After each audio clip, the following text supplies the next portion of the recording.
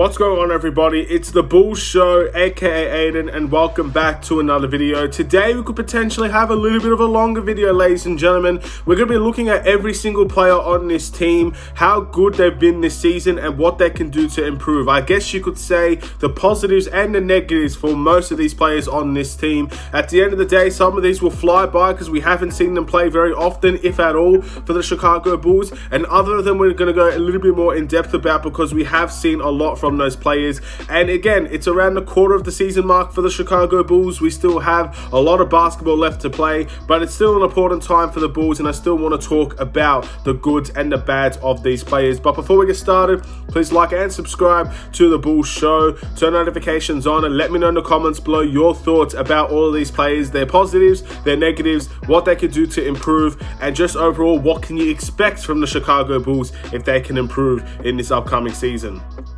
So, as I said before, some of them will fly by and some of them will be relatively difficult to discuss and some of them will be fairly easy to discuss. But we're going to get started with someone that's only played one game for the Chicago Bulls. He was a 10-day contract signing. His name is Alfonso McKinnie. I believe he had one bench performance in terms of the Chicago Bulls. I think he had around 7 points in that game. What I like about Alfonso McKinnie is that A, he's a Chicago-born native, so that's always great to see. You get to see another player that's from the hometown of Chicago try to thrive on this Chicago Bulls team. He has an opportunity, in my opinion, to grab that last roster spot from Matt Thomas if he does perform at a high level, because he is a 40% three-point shooter from the G League this season, which is great to see. And there's not really too much I can say he needs to work on because I don't keep in touch with the G League too often. He's had a really strong G League season. Again, he's someone that's been on a lot of winning teams. I believe he's won a championship. So at the end of the day, it is hard to say that he must improve on certain things. So until I see more of him on this team specifically, I'm not going to go too much into he needs to improve or there are negatives to his game. Obviously, it will take time for him to adjust to the team as well. But again, we might not see him for very long, so this is someone we can swiftly move along with. Devon Dodson, ladies and gentlemen, he's also a player that has a two-way contract from the Chicago Bulls G League, and I guess garbage time minutes is where he normally plays for the Chicago Bulls. The positives about Devon Dodson is he's having a great G League season and he's developing very well over in the G League. He seems to be that type of guy at the moment that is thriving in the G League but still can't find his rhythm at the NBA level. He's someone that, again, is very quick. He works very hard. He provides a lot of energy. He's not bad defensively at all. And again, these are all the positives towards Devon Dodson. The negative for Devon Dodson, I don't think he's taken advantage enough of the minutes put in front of him. At the end of the day, he does get garbage time minutes, and recently he did get some good minutes from the Chicago Bulls, some good meaningful minutes for us, and I don't think he delivered as much as he'd expect. Again, someone like Ricky Rubio that he was guarding did take advantage of him as well, and I don't think he was very aggressive in terms of trying to take that moment and try to make sure he's going to be here for the long term in terms of getting an opportunity with the Chicago Bulls. Because again, if you impress while a lot of these players are out, you may have a spot on this team once all those players return. I think that's the mentality Devon Dodson has to go with. I think he did okay, but I think he could do a lot better than that. And also, I do think he needs to learn which shots to take, what shot selection is the right one to take, and which one's the wrong one to take. I do think he struggles finishing around contact at the NBA level. I think he does a fantastic job in that with college and I think the G League as well. At the NBA level, whether he's not taking the shots or he's taking some poor shots, I don't think he finishes good around the rim compared to what he can be and the potential that he has to be. And the shot selection, I do think he needs to work on his threes as well. But nevertheless, not too much playing time from Devon Dodson, and I'm sure given enough time, he can work on all of these things.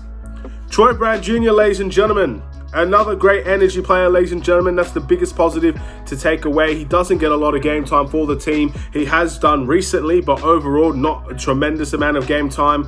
But yeah, he's an energy guy. He's someone that fits the system very, very well. He's a team player, to say the least. He loves to get some players open. He likes to play a little bit of defense, run out and transition. He fits the mold of what this team is trying to do. I guess the thing that he needs to work on the most is I think he needs to improve his shooting efficiency, especially in his last recent games. There have been a couple of them where he simply airballs some open threes. And again, if he wants to be a viable threat in terms of the offensive side of the ball for the Chicago Bulls, he has to make shots. If he can make open corner shots, if he can make open shots from the top of the key, if he can able to drive to the basket and finish more consistently, then he's going to be a big threat, and the teams are going to have to respect what he can bring to the game offensively. He's still a young prospect. I think he's only 22 years old, so there's still a lot to learn for Troy Brown Jr., and it's definitely not the end of him by a long shot, and he's definitely someone I'm very happy that he's on the team, and I think he can be one of those guys where if someone else gets injured, like a Derrick Jones Jr., an Stanley Johnson, even a Devonte Green, he's definitely someone that can come in and it won't feel like we've missed a whole lot while those players will be out. So he's one of those types of players for me right now, ladies and gentlemen. I wish he could get more minutes, but when the team is fully healthy, I don't see him getting a lot of minutes for the Chicago Bulls. Tyler Cook, to be honest, I don't have much to say about Tyler Cook at this point in time. Again, he's having a good G League season, which seems like a lot of these players are in terms of the two-way contracts. They're trying to earn their way into the roster and they're having a good G League experience. What I like about Tyler Cook is that he impressed in his debut, I think against the Golden State Warriors. His first debut points for the Chicago Bulls was a dunk, which is great to see. But overall, I don't have too much to say. I can't talk about what he needs to improve on because there's not enough opportunity for there for him on the Chicago Bulls. And I also can't say much in terms of positives because he hasn't really had an opportunity to play. So we'll move swiftly on from that one again, ladies and gentlemen. Moving to Matt Thomas. Very similar situation. Matt Thomas is an emergency player for that last roster spot. He's someone that can make open threes, and I think we've seen that can make open threes. He's someone that is also maybe not the best defender, but he definitely works very hard on that end. And again, I've said that for every single player. If you're not good defensively, the least you could do is try very hard to play defense. And we'll let whatever happens, happens. You have to be a hard worker. And I definitely think Matt Thomas suits that mold of player. What I think he needs to work on is, again, I just think he needs to stay ready. That's the only thing I can say about Matt Thomas, because eventually there will be times where we need his specialty at the three-point line when it comes to making a set play, or almost similar to a JJ Redick type of player where we can set a whole play for him to shoot a three, and he just needs to be ready for those moments if they do come throughout the season. That's all I can really say on Matt Thomas. Stanley Johnson, ladies and gentlemen, again, he's another player that has not been playing a lot for the Chicago Bulls. Again, he's on a 10-day contract at the moment. Don't expect him to stay very long. He was also in the preseason for the Chicago Bulls. Everything offensively, I would say Stanley Johnson needs to improve. I think he needs to improve on his shot selection. I think he needs to improve his ability to shoot the three-point shot with better efficiency at the NBA level. And I think his positives is mainly his defense. I think he is a good defender. And I think at the end of the day, there will be a spot in the NBA for Stanley Johnson because you do need good defenders in this league. And I don't care what anybody says. He may have not shown it enough for the Chicago Bulls. I know Stanley Johnson's a good defender, and I know he can bring that toughness and that defensive mindset to any team that he goes to. It's the offensive end that I'm really worried about with Stanley Johnson. And if he wants to make an NBA team, again, he's having a great G League season. He needs to find that level at the NBA level. He needs to be able to take the right shots, and he needs to do it at an efficient rate. And I think if he can do that, then again, he's a young player as well, I believe. By the time things get a little bit more, I guess, in rhythm for him, he will get an NBA spot, in my opinion. I do think he's good enough to play at the NBA level. I just don't know if the Chicago Bulls might be the right team for him or not.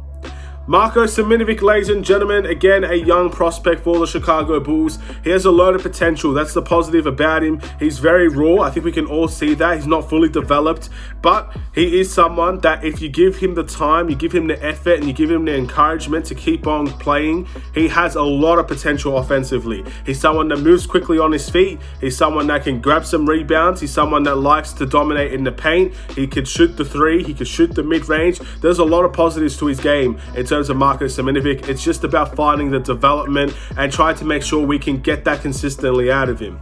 The negative for Marko Siminovic is, again, he doesn't have enough opportunities to play, and that is always going to be a negative. Again, he's a second-round pick. I don't expect the world from Marko Siminovic, but I would love for him to play a little bit more than what he does, and it's just a shame that we haven't seen that enough from him. Stanley Johnson. The positives for Stanley Johnson is that he had a strong debut in terms of the start of the season. Again, he was our backup center for most of that time during the beginning of the season. He has fallen his way out of the rotation. He's someone that I don't believe we can get a whole lot of scoring out of. He seems to be in a situation where he's playing the wrong position, so that does obviously affect his scoring ability. He likes to get players in the post, and he likes to get, I guess, post up smaller guys. You can't really do that at the center position, can you? Not very often can can you do that? So he does lack a scoring ability for the Chicago Bulls. And again, he's another player that I don't think has taken full responsibility or full advantage of the garbage time minutes that's been given to him. Whenever we see players in garbage time minutes, their goal is to come out and impress the coaching staff and impress the fans enough to want to see more of him.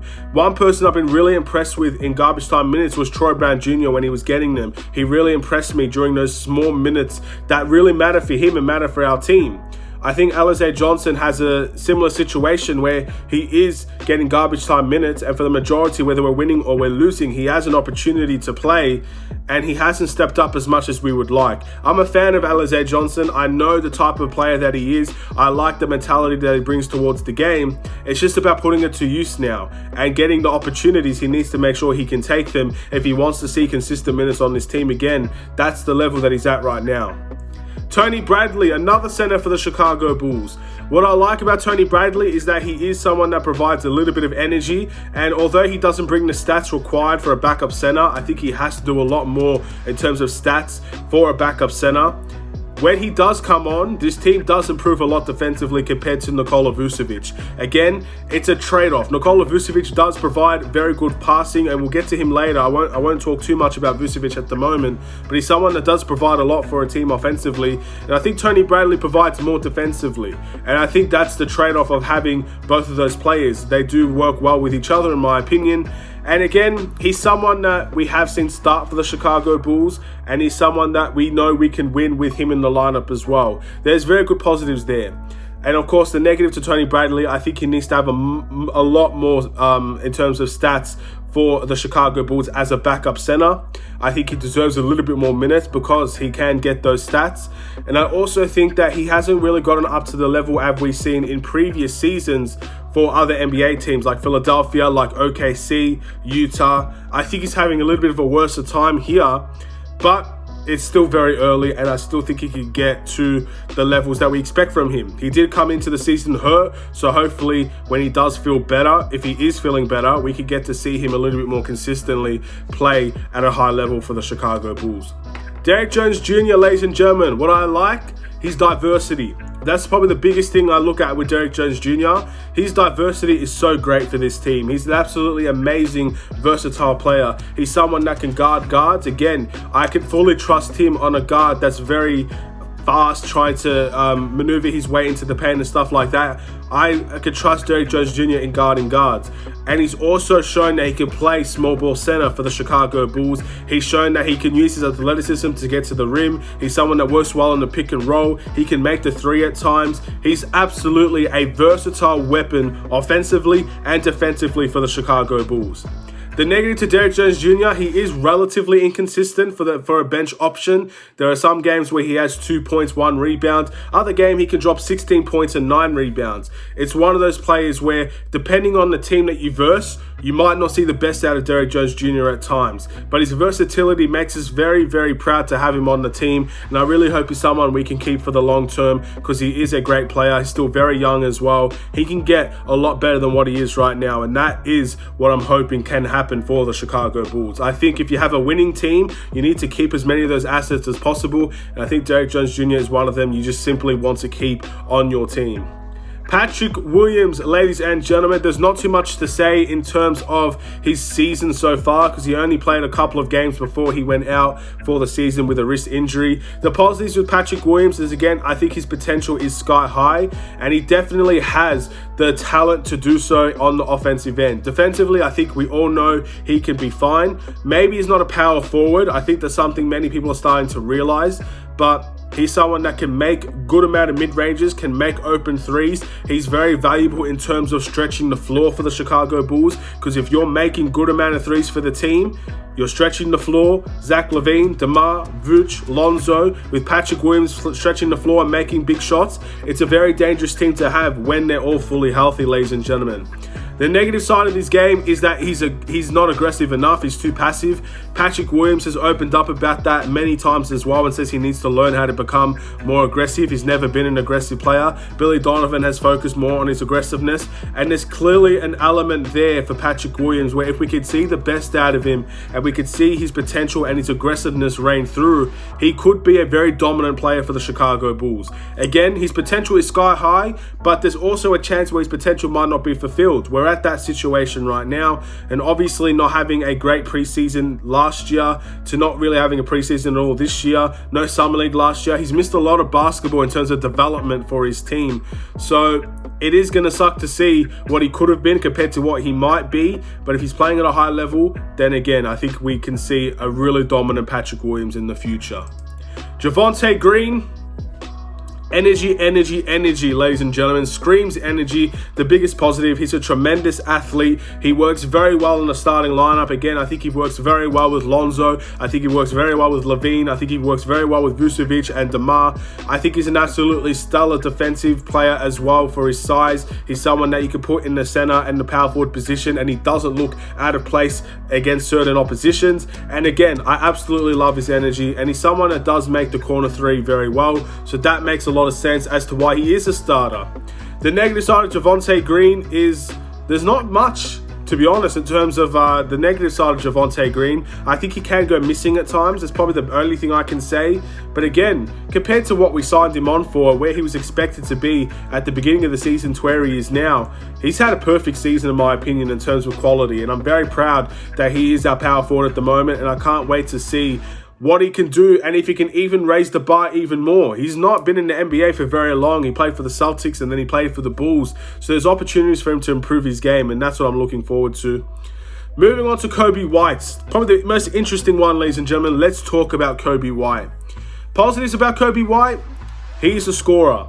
And that's exactly what we need in the bench. He is someone that can drop between 10 to 20 to sometimes even 30 points per night, depending on the night and what shots are falling for him. He is someone that, again, is a very hard worker. He has tremendous work ethic. Everybody around the Chicago Bulls has said that Coby White has a great work ethic. He's one of the hardest working players on the team. He's someone that, again, has a lot of potential and a lot of upside. And on the right team, if it's not the Chicago Bulls, if it's another team, he could take that extra step for his career. The negatives for Coby White: at this point in time, he's very streaky. He's not a consistent scorer for the Chicago Bulls. There are some nights he can drop 2 points with very poor shooting numbers. Some nights he can drop 30 points with him not missing a shot. That's where Coby White is at the moment, and that's what all young players go through. You don't find the consistency with young players very often. So it's about consistency and developing that consistency with Coby White. I also think he needs to work very hard on the defensive end if he wants to play for this team at a high level and to get trusted minutes within the franchise. You have to be able to play defense. I think he's working very hard on that end. He's clearly learning how to play defense with this team, but that's something he does need to improve in as well. Nikola Vucevic, ladies and gentlemen, this is the tough one to talk about. The positives about Vucevic: his rebounding, for the most part, has been very good for this team. More often than not, when Vucevic is in the team, we are out-rebounding other oppositions. He prides himself on rebounds. Recently, he's not had good rebounding games, but for the most part, I think he's been pretty solid on the rebounding side, and I think that is something that he clearly takes pride in. So I'm very happy about that. I think depending on the matchups, defensively, he's not been too bad. Most times it's been awful. Again, when you see him guard Jokic the way that he does, you think, wow, he can really play defense. Then you see him guard LaMarcus Aldridge, and all of a sudden, things just go to the wayside a little bit. So he is someone that needs to be improved defensively. He's also someone that has to find his rhythm offensively. If we can't see the best out of Nikola Vucevic offensively, I've said it before and I'll say it again, there's an opportunity there for him to be benched for another player on this team. Someone that can provide what Nikola Vucevic can't provide offensively. So at the end of the day, he's taking the right shots, he's doing the right things, but the shots are not falling. All we need now is to see those shots fall, and Nikola Vucevic is an all-star level center again. It's just about finding those shots and making sure those shots go in. If we see that, we're going to see good from Nikola Vucevic. It's just a matter of when or if he can do it. Iota Shumpert, ladies and gentlemen, the positives and the negatives of this young rookie.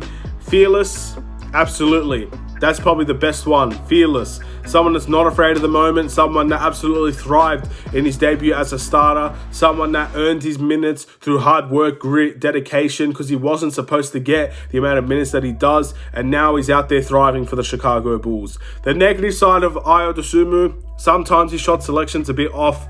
You see many times he gets blocked by a lot of centers. And again, he does take, ill-advised shots at time. And it's all part of the learning process. He's a young rookie. He still has a lot to learn at the NBA level. And he's learning very quickly. He's a rapid learner. He's a quick learner. And he asks a lot of questions. So I could see in 6 months' time, when we're talking about Iota Shumpert, shot selection won't be a problem anymore. That's how quickly I think he's learning at the NBA level. Alex Caruso.